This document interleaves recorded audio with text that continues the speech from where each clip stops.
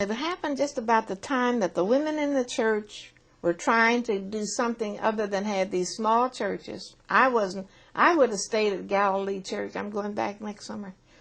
Where I started, we built a new church, paid for it, built a new parsonage. And when I left there, they called themselves promoting me and put me on conference staff. And but it Galilee was that Church little is in church. Richmond? No, that was not in Richmond. It was way up in Edwardsville, Virginia. Oh, okay. Rappahannock district up on where the Rappahannock, we had built our home up there. And David always said, when I retire, I'm going to build these people a church. Well, he didn't live to do it, but we did it anyhow. And I just met their pastor. I was just with them in the south. I was in the southeastern jurisdiction. All the southeastern churches had come together by then, but everybody loved me, but they thought I was losing my mind. Well, I didn't lift myself for the episcopacy. The women in the church, the clergy women in the church, lifted two names. They said, it's time. We all said it's time for women. We have to go to seminary, have to take the same courses, have to go through everything that the men do, and yet the only way to get to be a bishop was to either be the head of a Methodist school or a district superintendent or a large steeple church. Well, no woman was doing any of those things, you know. So I remember when the chair of the Commission on Status and Role of Women came to me, and she said, Teenie, no woman pastor has ever been elected to General Conference.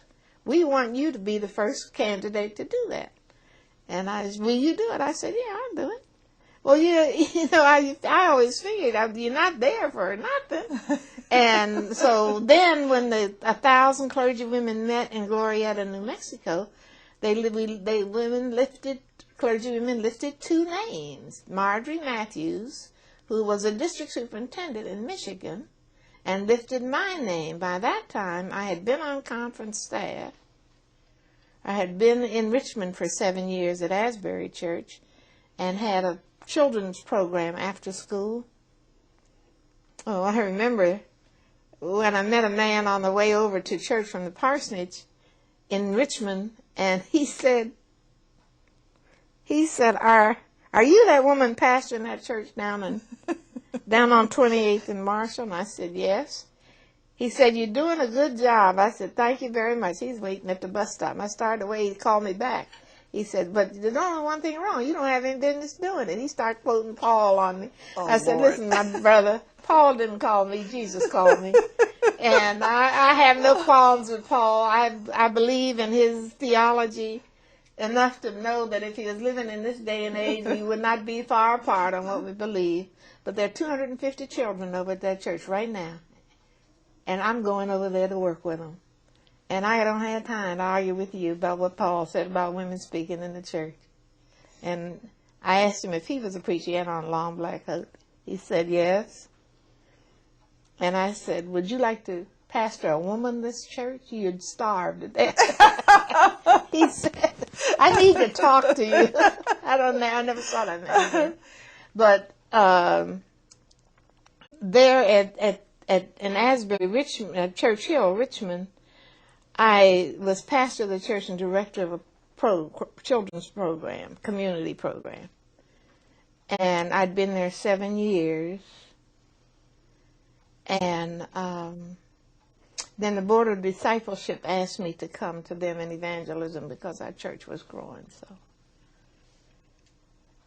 But I still like the local church better than anything I've ever done because I like being close to the people. Yes, yes. And Church Hill was the area of Richmond where I had pastored in the black school. So I was pastoring former students and baptizing their children. Things just began. All I did was go along for the ride. But at any rate, the women organized all across country to get the two of us elected, one white and one black woman. And what happened? She was elected. She was but elected. She was the first bishop. First bishop, But she Marjorie was white. Matthews, and she was white. Yes. And she was from New Jersey. Uh-huh. And I don't mean New Jersey, Michigan. Michigan, okay. West Michigan. But I was in the southeast, which meant all the southern churches. Yes. Not all of them, because there's southwest too. But at any rate, I was not elected in 80 when I ran. I was elected in 84, and I was 64 years old by then, which meant I could not serve more than 4 years as an active bishop. Of course, we're still active because we're in the Council of Bishops and all, but if you're going to be 70 within a quadrennium, then you can't enter that quadrennium. I see. Because it means they'd have to have a special election for you. I see. The Western jurisdiction out here asked me to come. They called me at my mother's funeral and said, "Teeny, will you come? If you come to California," they were meeting in Boise, Idaho. Said, "If you come to Boise, to the Western jurisdiction, we can elect you out here. We've got enough strong women, and we got men, and we got a lot of ethnics, racial ethnics. And they'll all support if you will do it." And I said, "But I can't do that because the women who are already in trouble in the Southeast about putting me up." And but at any rate, I withdrew. I withdrew from that election. I don't mind losing the election, but the lay leader from my Virginia conference, whom I had known, and he said to me, Teeny, he was sitting next to me, he said, "Teeny, what's that boy's name from South Carolina?" I said, "There are no boys here." And he said, "You're too sensitive." I said, "You're not sensitive enough." He said, "Well, we can't have this conversation." I said, "You're right, because until you can call a black man a man, then we have youth delegates. But other than that, there are no men." And I knew who he was talking about. And he said, "Well, we decided we're not going to elect him. We're not going to elect him." And I said, "I was in the meeting till 2 o'clock this morning. I hadn't missed the meeting. And I knew they weren't going to support me. But I told him, I said, I taught American government. And if the process has no integrity, then I don't want to be a part of it." And so he said, "Oh, there's no need of me trying to talk to you." I said, "You're right, because I have never agreed with anything I've ever heard you say." And at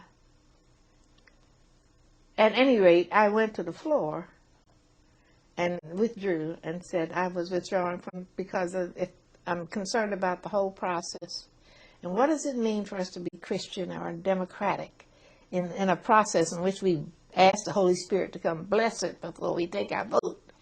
And we had extra meetings under trees that had nothing to do with the way the delegation had voted. And so I was just taking my name. I couldn't have gotten elected anyhow. I met a lot of people afterwards who told me, yes, if you had stayed, we would have. I wasn't worried about that. But the best thing I've ever done was to come to the West. I love it out here. California is almost spiritual home to me. I can see that. And the people in the conference, they evidently were at a place where they needed the skills that I had. But it all worked. It all worked because eventually the jurisdiction in the voted West Coast. They said, if you can be here Thursday, they heard it. They saw it on TV. That was the first year that our communications division had, in 15 minutes after a vote was taken anywhere in the country, then it was on television. And they saw me withdraw, and then they called me right away, Tuesday, and said, if you can be here by Thursday morning at 9 o'clock. and the thing that was so funny, one of the young seminarians had been coming to the women's meeting, and he would go back and tell the powers that be, because the church can be so political, tell the powers that be. They didn't have to worry about Teeny Kelly getting elected a bishop, because all the women were doing was having prayer meeting every night. I said, so much for the power of prayer. That's right. But the thing that happened, my mother became ill on a Sunday in Virginia, and the conference was meeting in Hampton, and I did not feel that there was anybody I could send a message to my bishop down there. It was a lonely time for me. And I needed to drive to Hampton and tell the bishop myself where I was at my mother's bedside, because she was 90. She was 100 and it was 2 weeks before her 102nd birthday. My. And she had made me promise her, and the man at the Methodist home promised her that if she became ill again, they wouldn't put her in the hospital. She said, I'm too old to be hooked up to anything. I'm ready. I've seen all this earth has. In fact, when she told me she wanted to go in the Methodist home, I said, Mama, you reared 8 of us in a parsonage. We can take care of you. My brothers and sisters will help me. She said, listen, 5 of you need to go in there with me.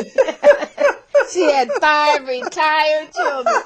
She said, no, I'm going in there. We've been paying for these homes all our lives, and very few of us are in them. But anyhow, that's another. She went in there, and she said she was going down the hall the second day, and this old lady said to her, I understand there's a colored woman in here somewhere. I asked Mama, I said, what did you say? She said, I told her, hold on to the race. She said, this is my last ministry. She was a powerful witness.